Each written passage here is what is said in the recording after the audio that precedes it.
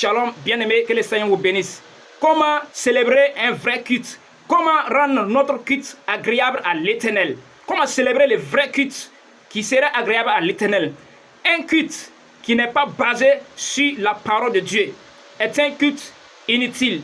Un culte qui est célébré hors la parole de Dieu est un culte inutile.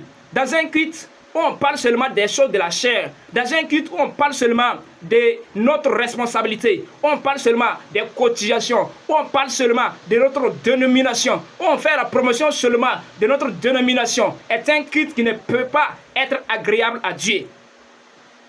Peu importe les rôles que vous jouez, tout chrétien qui vient à l'église dans le but de se faire voir par les hommes est une personne qui célèbre le culte inutilement, dans la chair. Et ton culte ne sera jamais agréable à Dieu.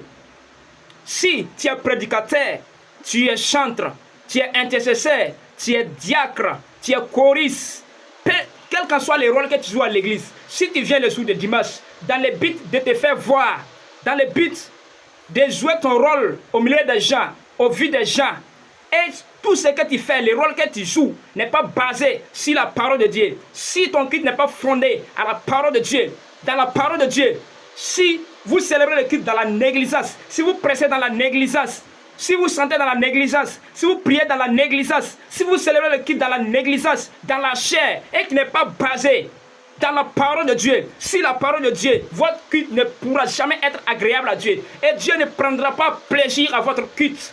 Alléluia. Donc désormais, avant de célébrer le culte, pensons profondément et célébrons le culte selon la volonté de Dieu. Basons notre culte dans la parole de Dieu, sur la parole de Dieu, pour célébrer le culte avec tout cœur, pour célébrer le culte comme il faut, et ne célébrons pas le culte dans la négligence. Si nous négligeons, Dieu n'aime pas celui qui néglige son œuvre, celui qui fait avec négligence l'œuvre de Dieu. Dieu punit la personne.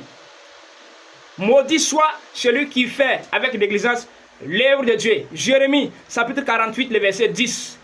Que le Seigneur vous bénisse. Voici un message qui pourrait changer notre manière de célébrer le culte, qui pourrait changer notre façon de célébrer le culte. Amen. Que Dieu vous bénisse. Soyez récemment bénis. Au nom puissant de Jésus. Amen. Shalom.